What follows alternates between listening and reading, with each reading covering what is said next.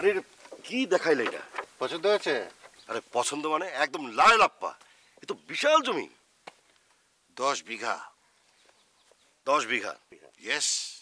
শোনো বাবা, ওই যে ডেভেলপাররা পানির নিচে জমি দেখায় কোটি টাকায় বিক্রি করে, তাও 10 জনের কাছে। আর তুমি এইরকম একটা নিষ্কণ্টক জমি, তাও 10 বিঘা, এতদিন ধরে ফেলায় রেখে দিলে। আরে আমি তো করতেই চাই, কিন্তু সমস্যা হচ্ছে ওই বুড়োগুলোকে নিয়ে। জানোই তো, এই বাঙালি জাতিটাকে খেলো ইমোশনে। কোনো কিচ্ছু করা যায় না এই ইমোশনের কারণে। একদম ঠিক। আচ্ছা মামা, একটা কাজ করতে হবে। এই যে এই গাছগুলো কোনো দরকার নেই, এই গাছগুলোকে কেটে ফেলতে হবে। আর বুঝলাম না, 50 বছরের একটা পুরনো বাড়ি এইভাবে অযত্নে অবহেলায় পড়ে আছে। কেয়ারটেকারকে একটু যত্ন নিতে পারতো না?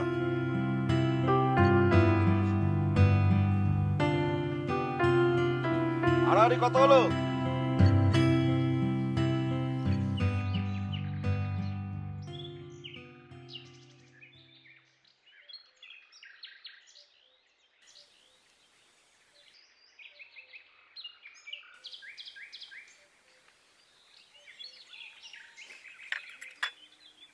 আমাদের একটাই সম্বল ছিল, সেটা হলো ইমোশন। তোদের সম্বল হচ্ছে মোশন, গতি, শুধু ছুটে চলা।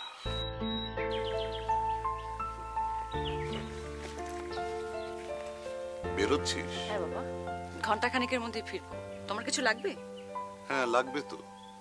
কি লাগবে বলো? তোর মুখের মিষ্টি হাসিটা লাগবে। আমি তো সব সময় তোমার সামনে হাসতে থাকি।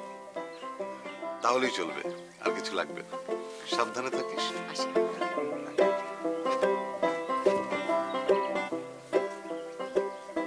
এইখানে হবে একটা সুইমিং পুল, আর এই যে কর্নারটা, এখানে হবে মেইন কনস্ট্রাকশন।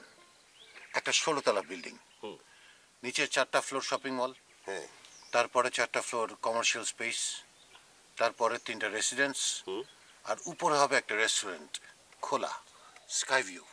আইডিয়াটা কেমন? দারুণ হবে, কিন্তু এই যে 16 তলা কেন? মানে 20 বা 10 বা 15 না কেন? আহা বন্ধু, তোমার বুঝতে হবে, এই স্পেসটা তো আর যে সে স্পেস না। এই স্পেসটার সাথে জড়িয়ে আছে বাংলাদেশের জন্মের ইতিহাস, মুক্তিযুদ্ধের ইতিহাস। মুক্তিযোদ্ধারা এখানে ক্যাম্প করেছিল। তাই নাকি? 16 ডিসেম্বর, তাই 16 তলা। আইডিয়াটা কেমন? জোশ মামা, জোশ, পুরাই জোশ। আসলে এই কমার্শিয়াল স্পেস তো সবাই করে, এর সাথে যদি একটু মুক্তিযুদ্ধের ইমোশন ইনক্লুড করে দেওয়া যায় না, একদম রমরমা। আর তুমি বাড়িটার নাম দিতে পারো বিজয় বাড়ি। ইয়েস, দারুণ আইডিয়া। এই যে মাঝখানটা দেখছো, এখানে তৈরি হবে মুক্তিযুদ্ধের স্মৃতি দিয়ে তৈরি একটা বিশাল মনুমেন্ট, ভাস্কর্য। তাহলেই হবে, তাই না? একদম দারুণ দারুণ। আরে একেই তো বলে যে একসঙ্গে রথ দেখা কলা বেচা। আচ্ছা মামা, এই যে তুমি যে বলছিলে যে এই জমির সাথে তোমার বাবা ছাড়া আরো 3 জনের শেয়ার আছে, এরা কারা, কোথায় থাকে? আমার বাবা মারা গেছেন কিছুদিন হলো। তিনি মারা যাওয়ার আগে আমাকে এই জমিটা সম্বন্ধে বলে গেছেন।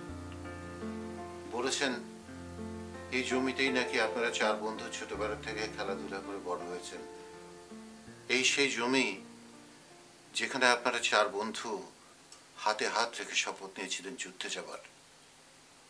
তারপর যুদ্ধ, কত ইতিহাস। এই ঝুপড়ি ঘর থেকেই আপনারা করেছেন কত শত পরিকল্পনা। মান্দাবাড়ির পোড়ানোর নীল নকশাটা এখান থেকেই হয়েছিল। কত গল্পের ইতিহাস, বাবা আমাকে সব বলে গেছে। ওইটুকু ছাড়া আমাদের আর কি আছে? ওই স্মৃতিটুকুই তো আমাদের সম্বল। চাচা, এত গর্বের জায়গা, এত গর্বের স্মৃতি, কি অবহেলাতেই না পড়ে আছে। গরু ছাগল এখানে ঘাস খায়। আমাদের ইচ্ছে ছিল ওখানে একটা মেলা ঘর করব, সব শিশুদের জন্য ওই জায়গাটা থাকবে। বাংলাদেশে তো এখন শিশুদের খেলার জায়গা প্রতিদিন কমে আসছে, কিন্তু আমাদের ওই জায়গাটা থাকবে সব শিশুর জন্য উন্মুক্ত। আমরা ওখানে একটা মুক্তিযুদ্ধ জাদুঘরও করেছিলাম। যুদ্ধে আমরা যা কিছু ব্যবহার করেছি সব রাখা ছিল ওই জাদুঘরে। একটা লাইব্রেরিও করেছিলাম আমরা। 303 রাইফেলগুলো তো আগেই অকেজ হয়ে গেছিল, জং ধরে মরিচা পড়ে ধ্বংস হয়ে গেছে, আর বইগুলো গেছে ওই পোকার পেটে। হায় রে স্বপ্ন, স্বপ্ন। আচ্ছা চাচা, আপনাকে একটা কথা বলি। এই যে গর্বের ইতিহাস, এই যে গর্বের স্মৃতি, এটা অবশ্যই আপনাদের 4 বন্ধুর, ইনক্লুডিং মাই ফাদার। কিন্তু তারপরেও আমি বলছি কি চাচা জানেন, এই গর্ব, এই স্মৃতি, এ কি পুরো বাংলাদেশের না? এ কি আমাদের সবার না? আমরা যা কিছু করেছি সবই জাতির জন্য করেছি, দেশের জন্য করেছি, তোমাদের জন্য করেছি। আমরা তো নিজেদের জন্য কিছুই করিনি। ঠিকই বলেছেন চাচা। চাচা, আপনাদের এই গর্বের ইতিহাস আমি কোনোদিন ম্লান হতে দেব না, আপনাদের সম্মান আমি কোনোদিন নষ্ট হতে দেব না চাচা। আমি এর সুষ্ঠু ব্যবহার করব। তাহলে তাহলে এই মুক্তিযুদ্ধ জাদুঘর কি আবার চালু হবে? মানে লাইব্রেরিটা আর ওই শিশু চত্বরটা? হবে না মানে? 100 বার হবে চাচা। আমি আমার চাকরি বাকরি সবকিছু ছেড়ে এখানে চলে এসেছি। আমার অবস্থাটা বোঝেন। বাবা মারা যাওয়ার পর থেকে আমার আর কিছুই ভালো লাগছে না। শুধু মনে হচ্ছে আপনাদের এই গর্বের ইতিহাসটা আমি কিভাবে যত্ন করে টিকিয়ে রাখতে পারি। আর সেটা যদি না করতে পারি, তাহলে হাসরের মধ্যে আমি কি জবাব দেবো চাচা বলেন? বাবা, তোমার কথা শুনে মনটা খুব ভালো হয়ে গেল, চোখে পানি চলে আসলো। চাচা, আপনার এই 10 বিঘা জমি নিয়ে আমি একটা প্ল্যানও করে ফেলেছি। প্ল্যানটা অবশ্য আমি করিনি, আমার এক আর্কিটেক্ট বন্ধুকে দিয়ে করিয়েছি। এই যে ধরেন, এটা হচ্ছে আপনাদের এই 10 বিঘা জায়গাটা। এখানে হবে একটা সুইমিং পুল, এখানে হবে একটা অ্যামিউজমেন্ট পার্ক, ওই যে বাচ্চাদের খেলার কথা বলছিলেন না, এটা। আর এই কর্নারে হবে একটা 16 তলা বিল্ডিং। 16 ডিসেম্বর, তাই 16 তলা। আইডিয়াটা কেমন?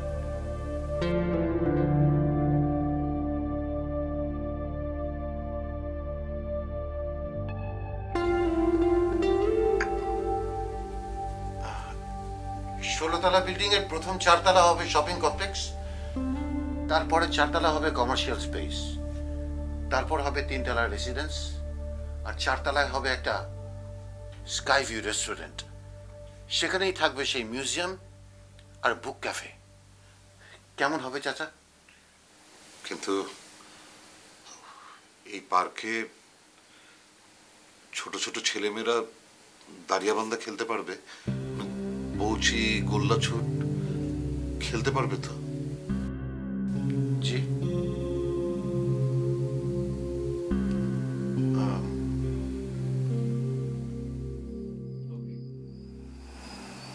একটা চড়ুই পাখিকে যদি আপনি অনেক কিছু দিয়ে ঘিরে ফেলেন, তাহলে কি পাখিটা উঠতে পারবে? পারবে না। পাখিটা তার নিজস্ব কার্যকারিতা হারাবে। পাখির দরকার মুক্ত আকাশ, যেখানে থাকবে অসংখ্য মেঘ। সেই শুভ্র মেঘের ফাঁকে পাখি উড়ে বেড়াবে। জি। ধরুন আপনি মাংস রান্না করতে চান, তাহলে প্রথমে তেল দিবেন, তারপরে পেঁয়াজ কুচি, এলাচ, দারচিনি, তেজপাতা, আদা রসুন, ধনিয়া, জিরা, অনেকগুলো আলু বোখারও দিতে পারেন। কিন্তু মাংস দিলেন 3 আঙ্গুলের 1 চিমটি। মাংসটাকে খেতে পারবেন? আপনি কি বলছেন আমি কিছুই বুঝতে পারছি না। আমি জানি যে আপনি আমার কথাগুলো বুঝবেন না। এতটুকু বোঝার বোধ থাকলে আপনি এরকম উজবুকের মতন প্ল্যান নিয়ে আমাদের বাড়িতে আসতেন না। দেখেন, এই মাঠটা এখানে পড়ে আছে 50 বছর ধরে পরিত্যক্ত অবস্থায়। আমি সেটা সংস্কার করতে চাইছি। এখানে মুক্তিযোদ্ধাদের স্মৃতিতে তৈরি হবে একটা বিশাল মনুমেন্ট। আল্লাহর রাস্তায় রেহাই দিন। দেখেন, এই জমির মালিক হচ্ছে 4 জন। আমি আমার বাবার একমাত্র সন্তান। ইউসুফ কাকু কানাডায় থাকেন। আমি তার সাথে যোগাযোগ করেছি। তিনি বৃদ্ধ হয়ে গেছেন, ঠিকমতো কথাও বলতে পারেন না। তার ছেলেমেয়েরা ওখানেই সেটেলড, কোনোদিন আর দেশে ফিরে আসবেন না। তারা তাদের জমির সমস্ত দায় দায়িত্ব আমার উপর ছেড়ে দিয়েছেন। হাশেম কাকুকে আমি অনেক খুঁজেছি, পাইনি। এখন আপনার বাবার অনুমতিটা পেলেই। দেখুন, এখন এই মুহূর্তে বাবাকে সব বলা ঠিক হবে না। আর রাত তো অনেক হলো, আপনি এবার আসুন।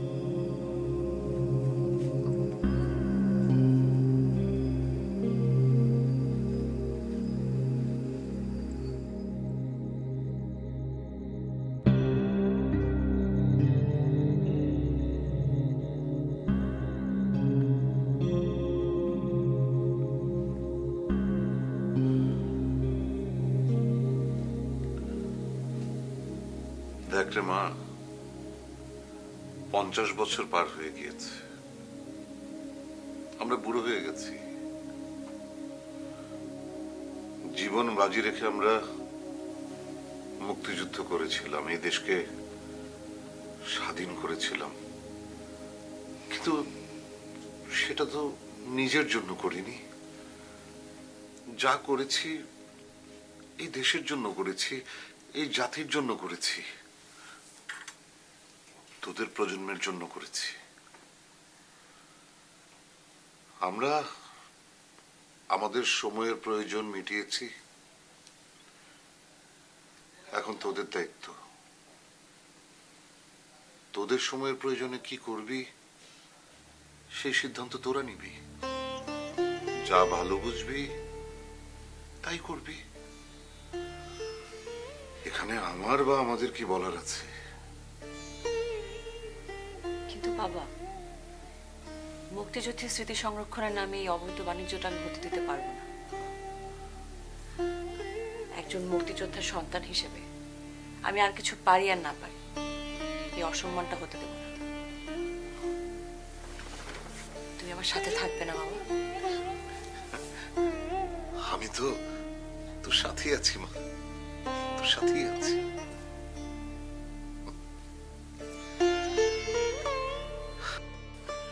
বাংলাদেশের যত পুরনো স্কুলগুলো আছে, এক একটা 100 বছর, 150 বছর, 200 বছরের পুরনো, সবগুলো তৈরি করেছিল কিন্তু তৎকালীন জমিদাররা। জমিদারি ফুরিয়ে গেছে, কিন্তু স্কুলগুলো কিন্তু বন্ধ হয়নি। কিভাবে বলো তো? কিভাবে? তারা একটা মজার টেকনিক আবিষ্কার করেছিল। স্কুলগুলোকে তারা দিয়ে দিয়েছিল এক একটা ওয়াকফ স্টেটের আন্ডারে, সাথে কিছু জমিও দিয়েছিল। এই জমিগুলো আর ভেঞ্চারগুলোর থেকে যে অর্থ আসতো তা দিয়ে চলতো এই স্কুল। জয়িতা, এই জমিটার বয়স 50 বছর। এইখানে তোমার আমার বাবারা মিলে তৈরি করেছিলেন একটা মিউজিয়াম। মুক্তিযুদ্ধে তাদের ব্যবহৃত স্মারকগুলো তারা সেখানে রেখেছিলেন। একটা পাঠাগারও করেছিলেন। কি জানি, প্রথম প্রথম হয়তো সেখানে শিশুদের নিয়ে কিছু অনুষ্ঠানও হতো। তারপর কি হলো? সবার উৎসাহ গেল কমে, সব কিছু গেল থেমে। মুক্তিযুদ্ধের স্মারকগুলোতে জং ধরল, লাইব্রেরির বইগুলো খেলো উই পোকায়। আর এই বিশাল জমির ঘাস এখন খায় ওই যে দেখো গরু ছাগলটা। মানুষের পক্ষে তো আর ঘাস খাওয়া সম্ভব না, তাই গরু ছাগলই খাচ্ছে, তাই না? কিন্তু অসুবিধাটা হয় তখনই যখন মানুষ এখানে এসে ভাগ বসাতে চায়। জয়িতা, আমি চাইলে তোমার মতো খোঁজা মার্কা দু একটা কথা বলতেই পারি, কিন্তু তাতে কাজের কাজে কিছু হবে না, শুধু ঝগড়া বাড়বে। আচ্ছা, তুমি যে এত বড় বড় কথা বলছো, কখনো নিজে এসে খোঁজ নিয়েছো এই জমির? কেউ কখনো খোঁজ নিয়েছে? নেয় তো নি, আমি তো নিয়েছি। আমাদের কারো মনে হয়তো এই জমিটা নিয়ে ব্যবসা বাণিজ্য করার চিন্তা আসে, তাই হয়তো কেউ আগ্রহ দেখায়নি। তাতে কি খুব ভালো হয়েছে? আমাদের বাবাদের মুক্তিযুদ্ধের ইতিহাস, গর্বের স্মৃতি কজন জানে বলো তো? এই গ্রামের 10 জন মানুষকে একটু জিজ্ঞেস করে দেখো তো, তোমার আমার বাবার নাম কয়জন জানে? তাই বলে কি একে বিকিয়ে দিতে হবে সস্তা দামে? না জয়িতা, তুমি আমাকে ভুল বুঝছো। তোমার বাবা একজন মুক্তিযোদ্ধা, আমার বাবাও একজন মুক্তিযোদ্ধা। মুক্তিযুদ্ধের ইমোশন তোমার থেকে আমার একটুও কম নেই। এই জমিটা দেখে আমার মনটা এত খারাপ হয়ে গেল, তখন থেকেই ভাবছি এই জমিটা নিয়ে আমি কিছু একটা করব। সেই করার নাম মুক্তিযুদ্ধের স্মৃতি ধ্বংস করা। দেখো জয়িতা, তুমি আমি চাইলেই তো এখানে একটা বড় মিউজিয়াম, পাঠাগার, শিশুদের খেলার চত্বর তৈরি করতে পারবো না। আমাদের কাছে তো অত টাকা নেই। আমাদের বাবারা এই দেশের জন্য মুক্তিযুদ্ধ করেছেন, নিজেদের জীবন বাজি রেখেছেন। কি পেয়েছেন তার বিনিময়ে? তুমি কি পেয়েছো? আমি কি পেয়েছি? আমাদের যদি অনেক টাকা থাকতো, এই সবকিছু আমরা নিজেরাই তৈরি করতে পারতাম। হয়তো তৈরি করতাম, কিন্তু তা তো সংরক্ষণ করতে পারতাম না। এই জন্য একটা ওয়াকফ স্টেটের কথা চিন্তা করেছি। এখানে হবে একটা কমার্শিয়াল স্পেস, বিজনেস হবে। সেই টাকা দিয়ে এখানে গড়ে উঠবে মিউজিয়াম, পাঠাগার, শিশুদের খেলার চত্বর।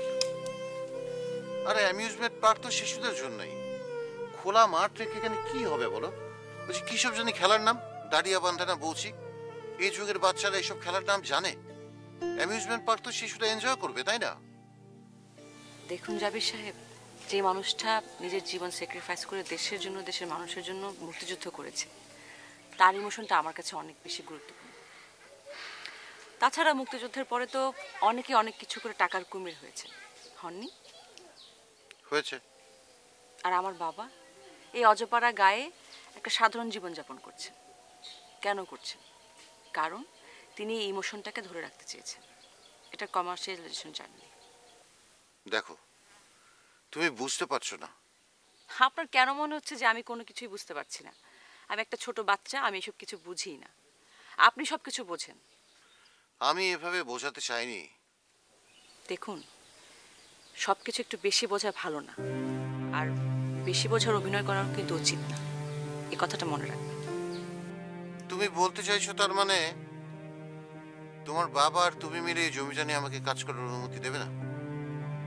কাজ করার অনুমতি অবশ্যই দেব, কিন্তু সেটা কাজের কাজ হতে হবে।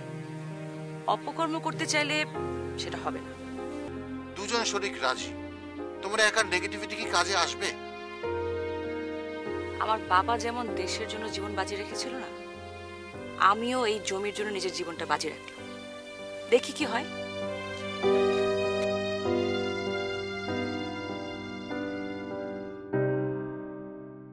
আমরা তো তখন মাত্র টেনে পড়ি, কিশোরেই বলা যায়, ভালো করে গোপও গজায়নি। কিন্তু সময়টা এমন হয়েছিল যে আমরা রাজনীতি সচেতন হতে বাধ্য হয়েছিলাম। আমরা তো তখন স্লোগান দিতাম, পদ্মা মেঘনা যমুনা তোমার আমার ঠিকানা, বীর বাঙালি অস্ত্র ধরো, বাংলাদেশ স্বাধীন করো। আর বঙ্গবন্ধু যখন ৭ই মার্চের ভাষণে বললেন, এবারের সংগ্রাম মুক্তির সংগ্রাম, এবারের সংগ্রাম স্বাধীনতার সংগ্রাম, জয় বাংলা, তখন মনে করো শরীরের ভিতর যত রক্তকণা আছে সব দাপাদাপি শুরু করলো। মনে হলো কখন দেশটাকে শত্রুমুক্ত করব, দেশটাকে স্বাধীন করব। আচ্ছা বাবা, ৭ই মার্চের ভাষণের সময় তুমি রেসকোর্স ময়দানে ছিলে? গিয়েছিলাম মানে? আরে 2 দিন আগে সেখানে হাজির হয়েছিলাম। লাঠির আগায় গামছায় গুড়া চিড়া বেঁধে সেখানে গিয়েছিলাম, বুঝলি? আর যখন বঙ্গবন্ধু ভাষণে বললো, এসব কথা যখন বললো না, তখন মনে হচ্ছিল কি জানিস, মনে হচ্ছিল এই সমস্ত ক্যান্টনমেন্ট উড়িয়ে দেই। তারপর 25শে মার্চ রাতে যখন ক্র্যাকডাউন হলো, তখন আমরা বুঝে গেলাম এখন আর ঘরে বসে থাকার সময় নেই। বঙ্গবন্ধু তো ৭ই মার্চের ভাষণে যা বলার বলেই দিয়েছেন। আর কিসের অপেক্ষা? কোথায় ট্রেনিং হবে, কোথায় অস্ত্র পাবো, যুদ্ধ আদৌ হবে কিনা কিছুই জানি না। শুধু এটাই জানি আমাদের যুদ্ধ করতে হবে। তারপর আমরা 4 বন্ধু এক ভোরে গিয়ে হাজির হলাম ওই গাছটার নিচে। দাদা দাদি কিছু বলেনি? আরে জানলে তো। কেউ জানতো না? পাগল। রাতের আধারে আমরা 4 বন্ধু একদিন ঘর থেকে বেরোলাম। হাঁটতে হাঁটতে হাঁটতে পেলাম নদী, নদী পেরিয়ে আবার হাঁটা। এর মধ্যে আমরা খবর পেলাম বর্ডারের উপরে কিছু তরুণ জড়ো হয়েছে যুদ্ধ করবে বলে। ঢাকা বিশ্ববিদ্যালয়ে পড়া 2 বড় ভাইকে রাস্তায় পেয়ে গেলাম। তারপর সবাই মিলে বর্ডার ক্রস করে সীমান্তের ওপারে গেলাম। আচ্ছা, 3 মাসের ট্রেনিং হলো। আমরা 303 রাইফেল চালানো শিখলাম, গ্রেনেড চালানো শিখলাম, লেফট রাইট শিখলাম। কিন্তু আমাদের তো সেদিকে মন নাই, কখন যুদ্ধে যাব সেই চিন্তা।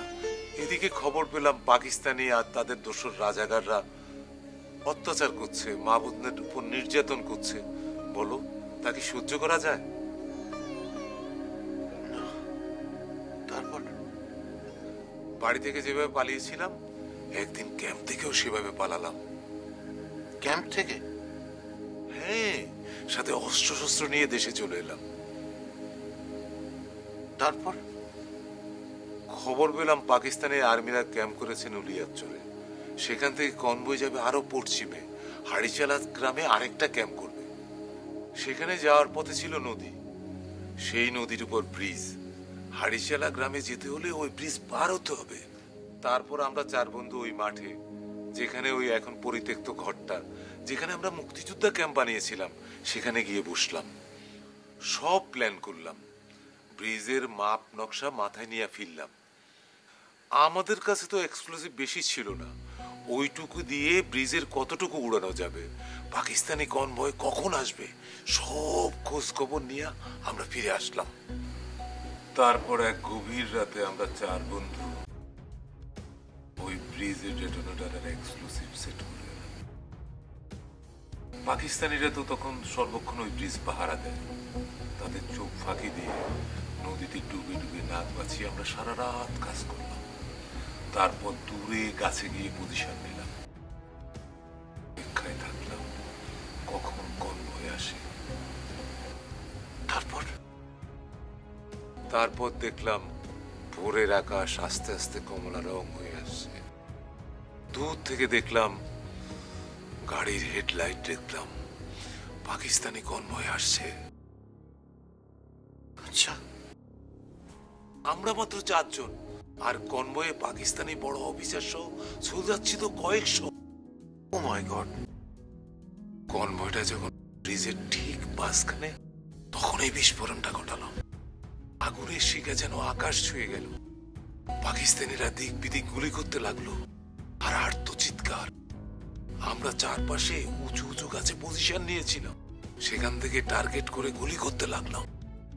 তারা বুঝতেই পারলো না আমাদের পজিশন, এলোপাতাড়ি গুলি করতে লাগলো। তারপর একসময় পালিয়ে গেল। তারপর 78 জন পাকিস্তানি সোলজারের লাশ পাওয়া গিয়েছিল, আর কতজন যে পানিতে ভেসে গিয়েছিল তার তো কোনো হিসাবে নেই। ওহ বাবা,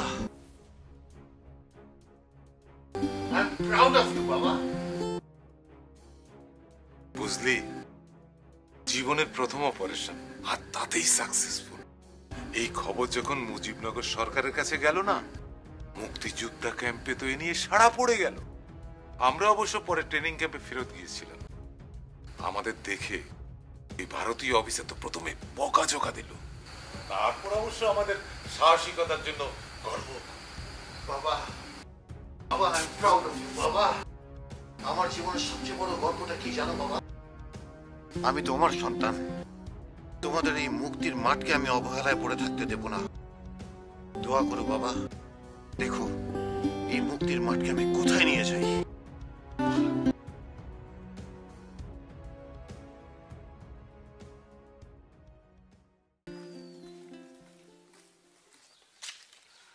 তার মানে এই ধ্বংসাত্মক চিন্তা আপনারা বাদ দেবেন না কিছুতেই? জয়িতা, আপনি কিন্তু শুধু শুধু রাগ করছেন। প্লিজ একটু বোঝার চেষ্টা করেন।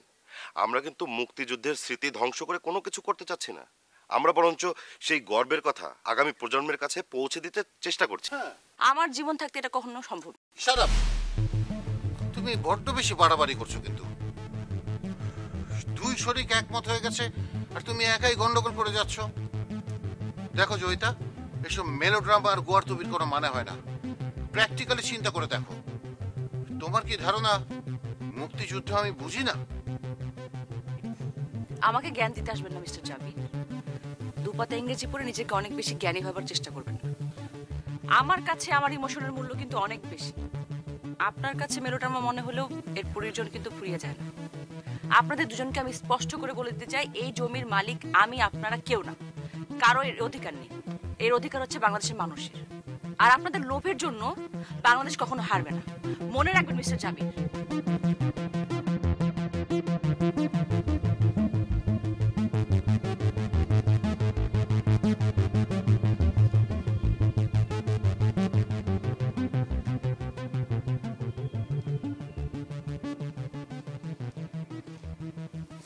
মামা, এ তো পুরো আগুন রে।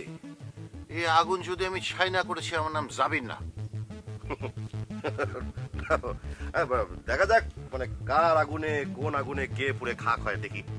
আরে বাবা, একই কথা বারবার বলে কেন? থাকে না মুদ্রা দোষ, বলতে থাকুক আর আমাদের কাজ আমরা চালিয়ে যাই, দেখি কি হয়।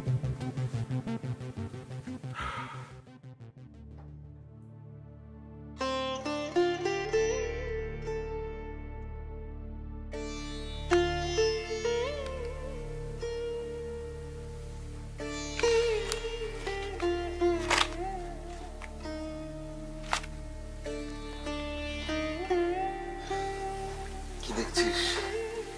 তোমার পুরনো ছবি। এই যে তোর ছবি। বাবা, আমার নিজেকে খুব অপরাধী মনে হচ্ছে। কেন রে মা, কি হলো আবার? এতগুলো বছর তোমার সাথে পার করেছি, মাও মারা গেছেন, কত বছর হয়েছে বলো। এই এতগুলো সময় তোমার সাথে কত রকমের কথা আমি বলেছি, কি বাজার করব, কি রান্না করব, কি অসুখ হয়েছে, কি ওষুধ খাবে, সব সব রকম কথা বলে জীবনে এতগুলো সময় পার করেছি। কিন্তু তোমার মুক্তিযুদ্ধের কথা, তোমার বীরত্বের কথা কিন্তু আমরা একবারও বলিনি বাবা। সেগুলো বলার কি আছে? আমরা সময়ের প্রয়োজনে যুদ্ধে গিয়েছিলাম, এই তো। আছে বাবা, অনেক প্রয়োজন আছে। সময়ের প্রয়োজন তো সবার সামনে ছিল, কিন্তু কই, সবাই তো সময়ের প্রয়োজনের দায়িত্বটা পালন করেনি। কিছু কিছু মানুষ উল্টো দেশের মানুষের বিরুদ্ধে যুদ্ধ করেছে, বিশ্বাসঘাতকতা করেছে। সব সময় এরকম কিছু ঘৃণ্য মানুষ থাকে রে মা। আবার তাদের বিরুদ্ধে যুদ্ধ করে সুন্দরের জয় ছিনিয়ে আনার মতো আমার মতো কিছু বোকা মানুষ থাকে। যেমন এই সময় সবচেয়ে ঘৃণ্য মানুষ জাবির। ওনার কত সাহস দেখেছো বাবা? এভাবে বলে না মা। দেখ, জাবিরের বাবাও তো একজন মুক্তিযোদ্ধা। তাছাড়া চিন্তা করে দেখ, ও এসে কথা বললো বলেই তো এতদিন পর আমরা মুক্তিযুদ্ধের কথা মনে করলাম। ওই জমিটার কথা মনে পড়লো, আর মনে পড়লো আমাদের সেই পুরনো স্বপ্নের কথা। বাবা, তোমার স্বপ্নটা না আমি পূরণ করব, প্রমিস। দেখো এই ছবিটা। হ্যাঁ, তোর মার কোলে একদম পিচ্ছি ছিলি তুই তখন। প্রথম সাইকেল চালাচ্ছিস।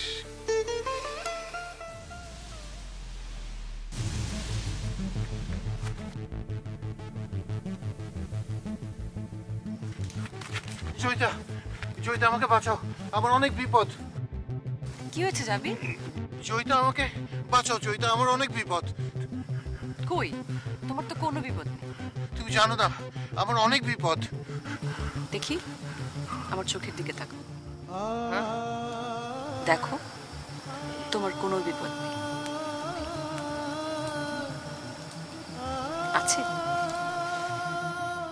না তো। তাহলে কি আছে? শুধু শুধু তুমি আছো জয়িতা। এবার চোখ বন্ধ করে আমাকে অনুভব করো।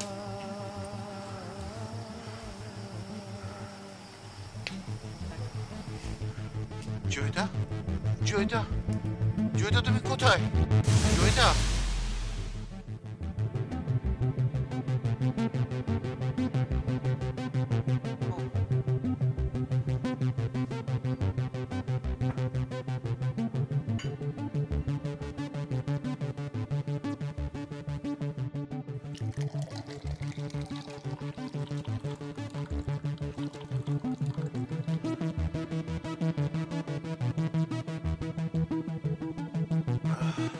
দেখুন, আপনি আপনার বন্ধুকে প্লিজ বোঝান।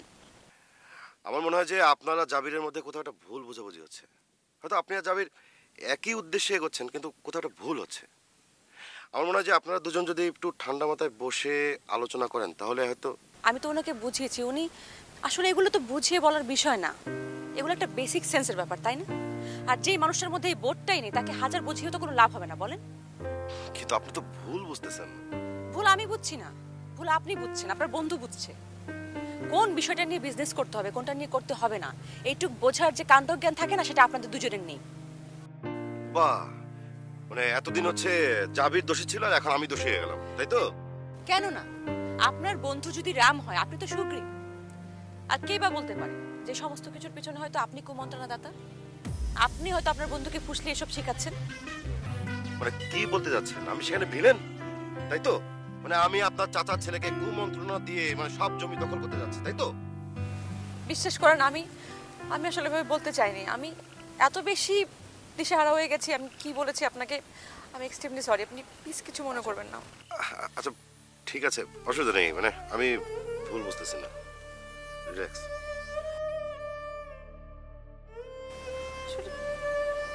একা একা এরকম নড়ে যাচ্ছে, আমি কিভাবে সাপোর্টটা পাবো সেটাও জানি না।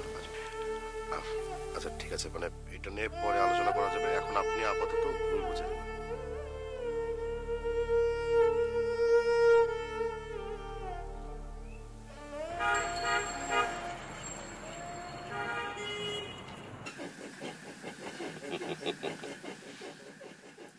কি রে, হাসছিস কেন? সুন্দর, খুব সুন্দর। কি সুন্দর? জয়িতা। জয়িতা?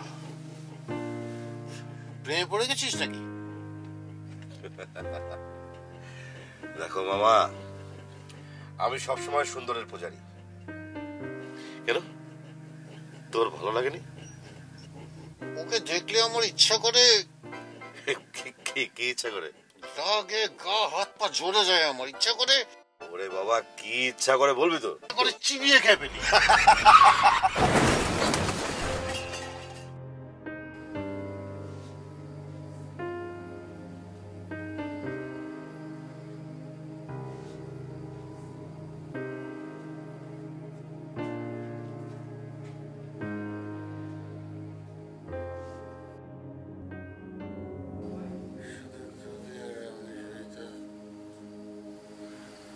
তুমি আর আমি মিলে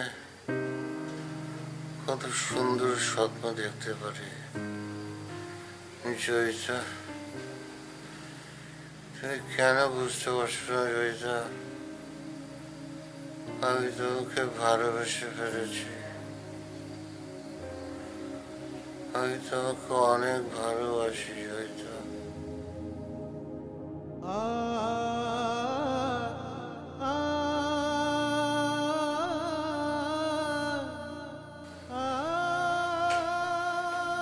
জয়িতা, জয়িতা, আমাকে ছেড়ে তুমি যেও না জয়িতা।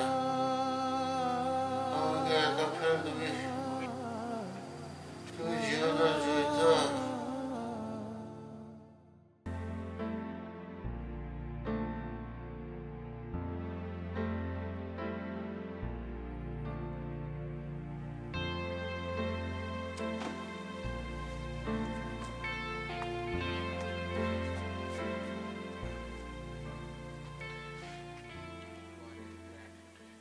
দেখুন, এখন নিজে না পেরে আপনাকে পাঠিয়েছি ওগলতি করার জন্য। আপনাকে আমি সাফ সাফ বলে দিচ্ছি, আপনাদের বাণিজ্যিক লোভের কাছে আমার বাবার স্বপ্ন, দেশের স্বপ্ন, গর্ব, ইতিহাস, 30 লাখ শহীদের রক্ত আর 2.5 লাখ মা বোনের সম্মান, এসব আমি হারাতে দেব না। যদি আমার জীবন চলে যায়, যাক। জয়িতা, আপনি আমার সাথে একটু হাসপাতালে যেতে পারবেন? হাসপাতালে? হ্যাঁ, হাসপাতালে। কেন? আমি হাসপাতালে কেন যাব? গতকাল রাতে অ্যাক্সিডেন্ট হয়েছে, জাবির খুবই ইনজুর্ড, ও এখন হাসপাতালে ভর্তি। সরি। চলুন না প্লিজ। আসলে ওনার সাথে আমাদের পরিচয়টা কেমন বাজেভাবে হয়েছে, আর উনি এত বাজে একটা প্ল্যান নিয়ে আমাদের কাছে এসেছিলেন। আমার না যেতে ইচ্ছে করছে না আসলে। আমি অনুরোধ করছি, চলুন না। তারপরও আমি কেন যাব? ওনার ফ্যামিলি আছে না, ওনার আত্মীয় স্বজন তো আছে। জাবিরের তো এই পৃথিবীতে কেউ নেই। এক বাবা ছিল, সেও মারা গেছে। এখন একমাত্র শুধু আপনি আছেন। মানে? জয়িতা, জাবির আপনাকে ভালোবাসে। হোয়াট?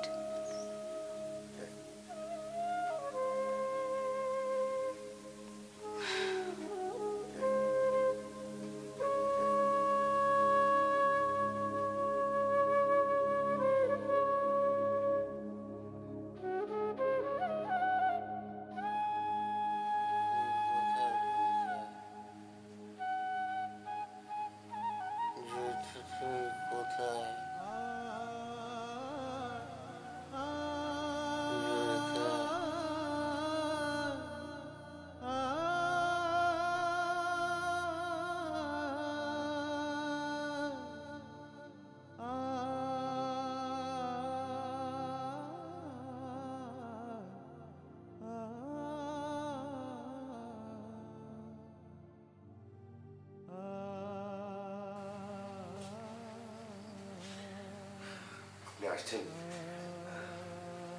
আপনাকে যে কি বলে ধন্যবাদ জানাবো।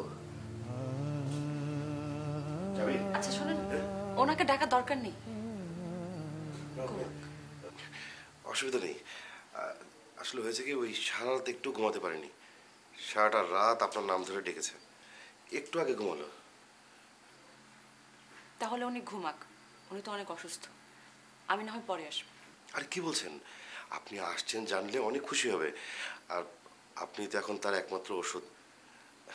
জাবির, জাবির, জাবির, দেখ কে আসছে। জয়িতা। জয়িতা, জাবির কেমন আছেন আপনি? আমাকে তুমি করে বলবে প্লিজ?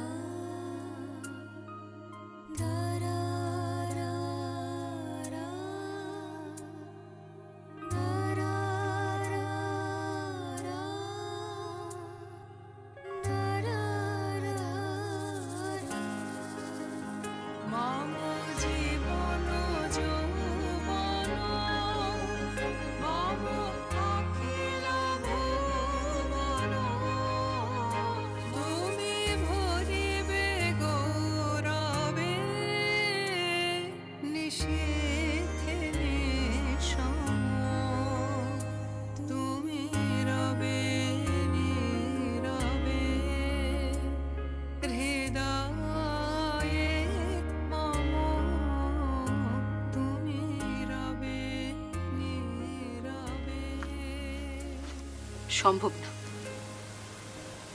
জয়িতা, তুমি চাইছো যে ওই জমিতে যেন কমার্শিয়াল কিছু না হয়, এই তো? যাও, ওই জমিতে কমার্শিয়াল কিছু হবে না।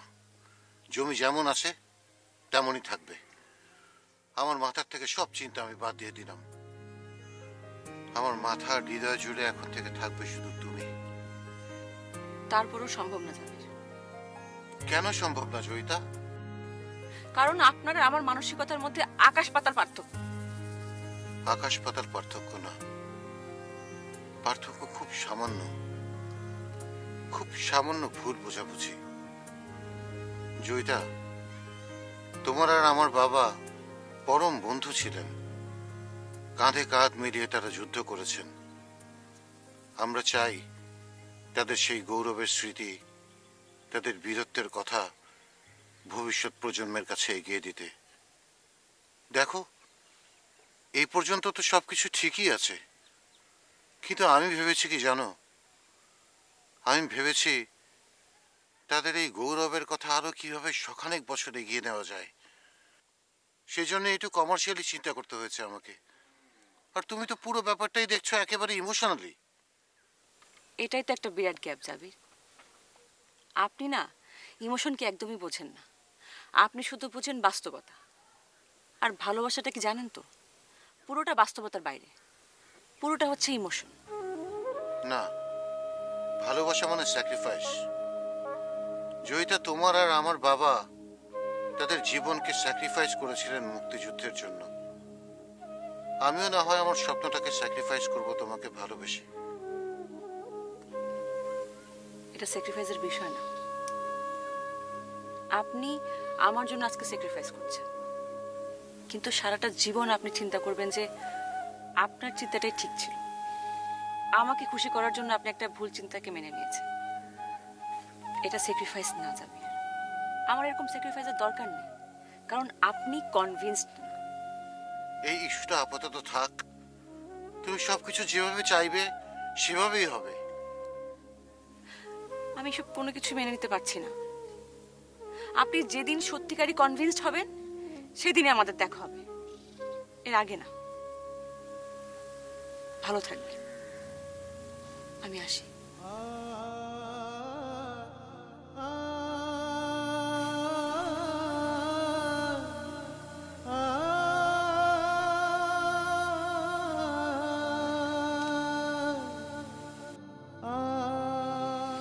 জয়ী, হ্যাঁ বাবা। কি হয়েছে মা তোর? কই, আমার কিছু হয়নি তো। আচ্ছা, তুই না বলছিলি জয়ী জাবির নামের ছেলেটা অ্যাক্সিডেন্ট করেছে, কি অবস্থা ওর? তেমন বড় অ্যাক্সিডেন্ট হয়নি, এখন ভালো আছে। ছেলেটার মধ্যে অদ্ভুত একটা তেজ আছে, তাই না? তেজ না বাবা, লোভ। না না না না, লোভ না, লোভ না। আসলে কি জানিস তো, এই যে একটা পরিস্থিতি যখন কোনো মানুষের সামনে এসে পড়ে, তখন এক একজন মানুষ এক এক রকম চিন্তা করে, এক এক রকম প্রতিক্রিয়া দেখায়। ধর তুই একরকম চিন্তা করবি তো আরেকজন ঠিক আরেক রকম চিন্তা করবে, এটাই স্বাভাবিক। হয়তো এই চিন্তায় ভুল থাকতে পারে, কিন্তু চিন্তাটা যদি সৎ হয় তাহলে ভুলগুলো শুধরে নেওয়াই ভালো। কিন্তু তার মধ্যে তো অসংখ্য লোক। কি জানি, হয়তো আমরাই এতদিন ভুল করছি। এই যে দেখ, 50টা বছর পার হয়ে গেল, কি হয়েছে? হ্যাঁ? জায়গাটা পরিত্যক্ত হয়ে আছে, আমরা আর কদিন বাঁচবো? তারপর হয়তো দেখা যাবে যে প্রভাবশালী কোনো ভূমিদস্যু জায়গাটা দখল করে এখানে একটা মল বানিয়ে ফেলবে। তুই কি পারবি ঠেকাতে? তখন তো আমছালা দুটোই যাবে।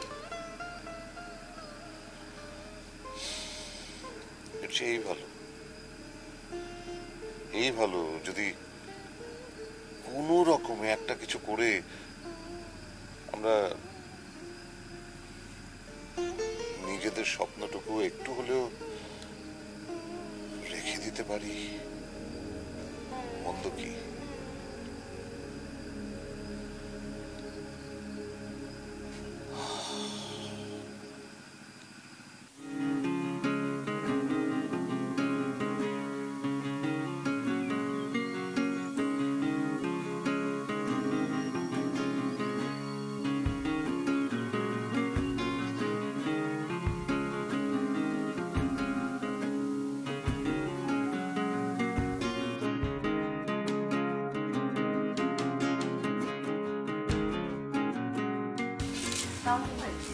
এটা লুমিয়ার জন্য এই মুক্তিযুদ্ধ হাসান দিচ্ছি না ভাই, এটা দেখেন, এটা ওনার ছবি। কিনে না, উনি তো মুক্তিযুদ্ধ করছে।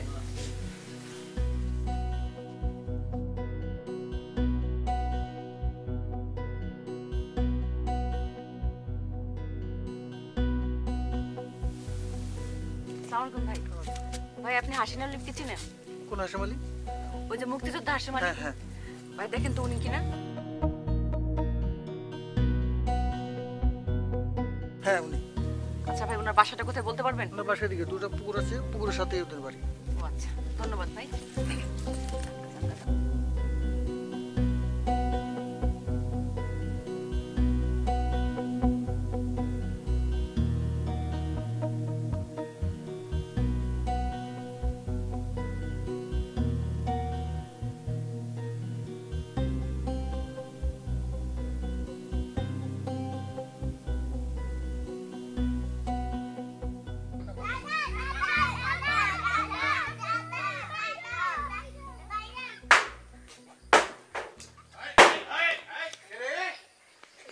টিনের মধ্যে বাইরে বেরি করে এই তোকে মাঠঘাট নাই আমার চান্দির উপরে লাফাই যাচ্ছিস কেন?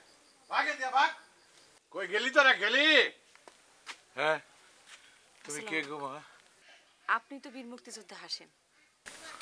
হ্যাঁ, তুমি কে মা? কাকা, আমি জয়িতা। আপনার বন্ধু হাসানুজ্জামানের কথা আপনার মনে আছে? একসঙ্গে আপনার মুক্তিযুদ্ধ করছিলেন। হ্যাঁ। আমি তার মেয়ে। হ্যাঁ, মনে থাকবো না কেন? তুমি জামানের মেয়ে জয়িতা? আহারে আহারে মা, জয়িতা। কাকু, আপনি ভালো আছেন? হ্যাঁ, ভালো। আমাদের পেছনে যে মাঠটি দেখছেন, এটি কোনো সাধারণ মাঠ না। এই মাঠের সাথে জড়িয়ে আছে বাংলাদেশের কত স্মৃতি, মুক্তিযুদ্ধের ইতিহাস। আমাদের বাবারা 4 বন্ধু মিলে এখানে তৈরি করেছিলেন একটি মিউজিয়াম। যুদ্ধে ব্যবহৃত তাদের স্মারকগুলো তারা এখানে রেখেছিলেন। তৈরি করেছিলেন একটি পাঠাগার।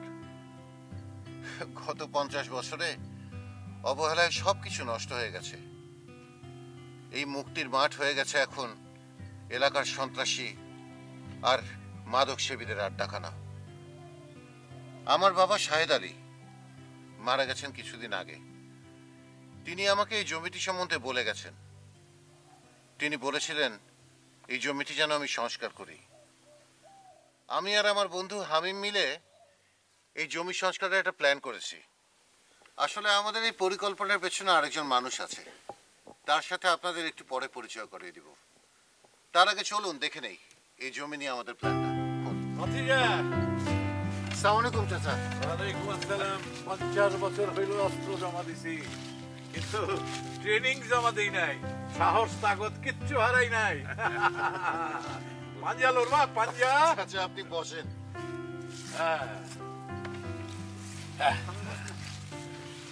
বসেন বসেন বসেন। হ্যাঁ, সেই মাঠ। চাচা আপনি বলেন। ভাতিজা, এবার মনোযোগ দিয়ে শোনো আমার কথাগুলি। আমারে তো ভাইরা আপনারা চিনেন, আমি হাসিম আলী। আমারে সবাই কইতো হাসু পাগলা। এই পাগলামি করতে করতে মুক্তিযুদ্ধে গেছিলাম। পাগলামি করে করে জানোয়ার গো মারছি। জানোয়ার গো মারণের পর এখন বুড়া হয়ে গেছি। কিন্তু বুড়া হইলে কি শরীরে তাকত আছে, শক্তি আছে। এখনো যে কারোর সাথে আমি পাঞ্জা লড়তে পারি। আজকে আইসি আপনাদের সামনে কিছু পাগলামি করতে। আপনারা একটু ধৈর্য ধরে আমার সহ্য করেন। এই যে ভাতিজা 4 মুক্তিযোদ্ধার কথা কইল না, তার মধ্যে আমরা 2 জন এখনো জীবিত আছি। আর এই ভাতিজার যে বাবা শাহেদ, সে জীবিত নাই। আর আরেকজন তুমি কও। আমাদের চতুর্থ বন্ধু ইউসুফ, ও এখন কানাডায় থাকে, অসুস্থ, দেশে আসতে পারে না। ওর ছেলেমেয়েরাও এখন আর দেশে আসে না। আর জাবিরের বাবা শাহেদ মারা গেছে কিছুদিন আগে। আমাদের এই বন্ধু অসম্ভব সাহসী ছিল। যাক, সে কথা। যে প্রসঙ্গে আমরা কথা বলতে চাই, এই যে পেছনে মাঠটি দেখছেন আপনারা, এই মাঠে আমরা ছোটবেলায় খেলাধুলা করতাম, আমাদের খেলার মাঠ ছিল। সত্যি কথা বলতে কি, এই মাঠটা আসলে আমাদের সারা জীবনের মাঠ। এই মাঠে আমরা মুক্তিযুদ্ধের সময় অনেক অপারেশনের প্ল্যানিং করতাম। এই মাঠ থেকে আমরা আবার অপারেশনে বের হতাম। অপারেশন শেষে এই মাঠে এসে আমরা লুকিয়ে থাকতাম। এভাবেই আমরা দিনের পর দিন যুদ্ধ করে প্রায় 1000 খানেক পাকিস্তানি সৈন্য খতম করেছি, দেশ স্বাধীন করেছি।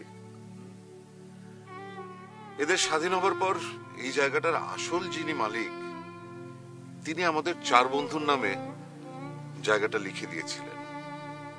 তারপর থেকে এই জায়গাটার নাম হয়ে যায় মুক্তির মাঠ। এখনো তাই আছে, নাকি ভুল বললাম? আছে, কিন্তু আমরা কি করতে চাইছিলাম আর আজকে কি হয়েছে, আমাদের ভাতিজা সে সব ভুলে দিছে। আপনারা তো জানেন যে 75 সালে বঙ্গবন্ধুরে মারার পর এই জানোয়াররা এই দেশটা নিয়ে কি করছে। আমরা তো তখন দৌড়ের উপরে ছিলাম, আর তখনই আমাদের সবার ছাড়াছাড়ি হয়ে যায়। আমার বন্ধু শহরে চলে যায়, আরেক বন্ধু কানাডায় চলে গেল, আরেকজন মারা গেল। আজকে ওই জয়িতা মামুনি যখন কইল এই মাঠে নাকি খামটা নাচ হইব। চাচা, বহ বহ, মাথা ঠান্ডা করে বহ। ওই ওর একটা ডাবের পানি দিত, কচি ডাবের পানি খাও। আমার কথা কইতে না। আমাকে এক বন্ধু মারা গেছে, আরেক বন্ধু নিকটে নাই। আমরা 2 বন্ধু এখনো আছি, কিন্তু আমরা কোনো সাহস বা তাকত কিন্তু এখনো হারাই নাই। লড়বা, পাঞ্জা লড়বা আমার সাথে? কার কত সাহস আছে, কার কত বুকের পাটা? আসো আসো দেখি। এই যে আজকে আবার আমরা এখানে এসে বসলাম, সাথে জামাইনাও আছে, কোনো অসুবিধা নাই। এইখানে সুইমিং পুল, এখানে বিল্ডিং, রেস্টুরেন্ট কিচ্ছু হইব না, আমরা হইতে দিব না। মাঠ মুক্তির মাঠই থাকবো, অবারিত মাঠ। আমরা আমরা এই মুক্তির মাঠটাকে রক্ষা করুম, আর সেই সাথে মুক্তিযুদ্ধের স্মৃতি জাদুঘর, আমাকে পাঠাগার আমরা আবার এখানে গড়ে তুলব। এখানে মানুষ, জন, গরু, ছাগল, পশু, পাখি সবাই একসঙ্গে আনন্দ, সবাই একসঙ্গে থাকবে। আর শিশুদের সাথে আমরাও নানান ধরনের খেলা করব। এখানে আবার সেই কাবাডি খেলা হইব, আবার সেই বইচি, গোল্লা ছুট, দাঁড়িয়ে বান্ধা, এই সব খেলা হইব। আমরা শিশুদের সাথে, আমরাও শিশু হয়ে যাব, আমরাও খেলুম। কাবাডি কাবাডি কাবাডি কাবাডি কাবাডি কাবাডি কাবাডি কাবাডি কাবাডি কাবাডি কাবাডি।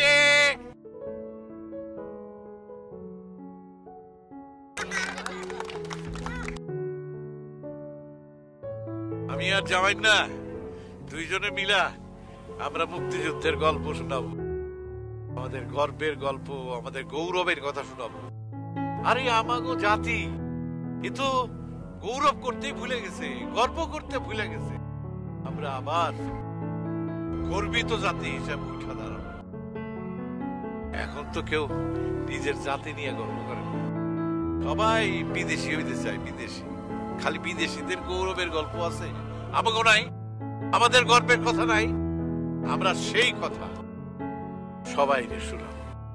আমার না, আমি তো মেলা কথা কইলাম, তুই কিছু কর। আসলে হাশেমের বক্তব্যের পরে মুক্তিযুদ্ধ নিয়ে আমার কিছু বলার প্রয়োজন আছে বলে আমি মনে করি না।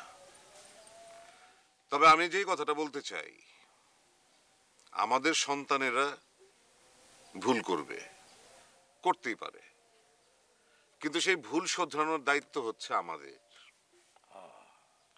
আর এই কথা তো সত্যি যে এই যে জাবির এত বছর পরে নতুন কিছু একটা করার জন্য একটা উদ্যোগ নিয়েছিল, আর সেই কিছু একটা করার উদ্যোগ নিয়েছিল বলেই কিন্তু আজকে আমরা সবাই এখানে, এই আয়োজন। হতে পারে ওর পরিকল্পনায় কোনো ভুল ছিল, হতেই পারে। আমরা সেই ভুলগুলো শুধরে নিব যদি প্রয়োজন হয়, কিন্তু এটা তো সত্যি আমাদের পরে সবকিছুর দায়িত্ব নিতে হবে জাবির, হামিম, জয়িতা এদেরকে। কি বলো জাবির?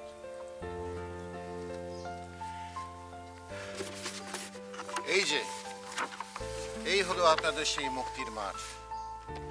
এই মুক্তির মাঠের চতুর্দিক ঘেরা থাকবে গাছ দিয়ে, সব হবে ফলের গাছ, দেশি ফলের গাছ।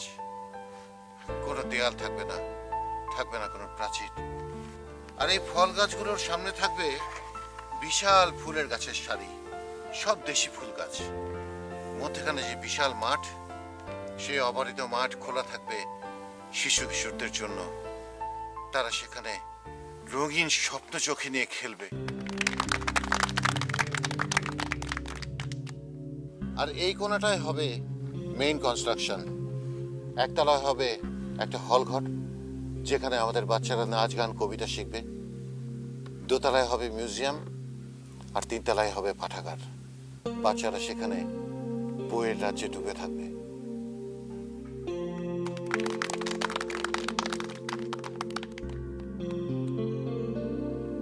উপস্থিত সুধীমণ্ডলী, আমি প্রথমেই বলেছিলাম আমি আর হামিম এই প্ল্যানটি করেছি, সেটি সত্যি। কিন্তু এর সাথে এর নেপথ্যে আছে আরেকজন মানুষ। আমি বলেছিলাম তার কথা, সে এখানেই আছে, ও জয়িতা। আমার প্ল্যানে প্রথমে কিছুটা ভুল ছিল, জয়িতা সেই ভুল শুধরে দিয়েছে। জয়িতার সেই ভুল শুধরানোর কারণেই আমি নতুন উজ্জীবনের স্বপ্ন দেখতে পেরেছি। ধন্যবাদ জয়িতা। আমি অসংখ্য ধন্যবাদ জানাই জামান কাকু, হাশেম কাকু, আপনাদের প্রতি। আমি গতকাল পর্যন্ত বাংলাদেশের সবচেয়ে বড় কর্পোরেট অফিসে চাকরি করতাম। আজকে আমি বেকার। সেই চাকরি করে অবশ্য ঢের টাকা জমিয়েছি। সেই সব টাকা দিয়ে আমি গড়ে তুলব আপনাদের মুক্তির মাঠের মুক্তির মন্দির। আমি আজকের থেকে সম্পূর্ণ বেকার। এখন থেকে আমি মুক্তির মাঠ নিয়ে নিজের গায়ে খাটবো। জামান কাকু, হাশেম কাকু, আমার তো বাবা নেই, আপনারাই আমার বাবা। আপনাদের আশীর্বাদ ছাড়া আমি কিছুই করতে পারবো না। শয়তান স্যামরা কয় কি? ও বলে একলাই খাটবো। কেন আমরা পারি না? আমরা বুড়ো হয়ে গেছি? হ্যাঁ, আমাকে তাকত নাই, সাহস নাই? পাঞ্জা লড়বি আমার সাথে? আমরা পাঞ্জা লড়বা কেউ? আসো পাঞ্জা লড়ে।